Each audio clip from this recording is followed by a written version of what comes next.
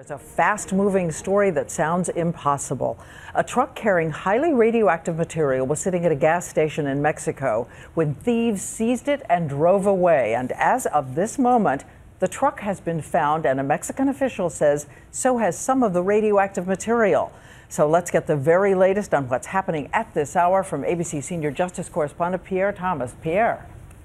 Diane, Mexican officials have just told us tonight that the truck has been found with at least some of that extremely dangerous material.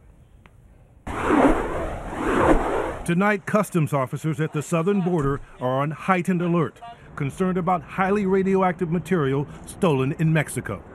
This medical device used in the treatment of cancer patients has been missing for 2 days. Inside it, cobalt-60, a radioactive material described by authorities as extremely dangerous, potentially lethal. The device was stored in a truck that was stolen on its way from Tijuana to a radioactive waste storage facility not far from Mexico City. On Monday at 2 a.m., 2 armed men confronted the drivers at a remote gas station. The gunmen then took off with the truck and its cargo. Authorities don't know who they are or if they even knew the radioactive material was on board. You could get a lethal dose in just a few minutes from being exposed to this source. U.S. officials have long been worried that stolen radioactive material could be used to make a so-called dirty bomb.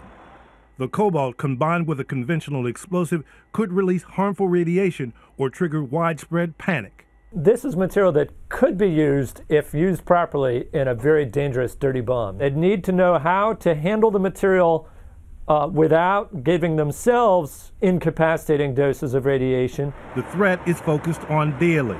It's part of the reason why there are all these types of radiation detection devices at the border. Large drive-through scanners and portable scanners worn by customs officials.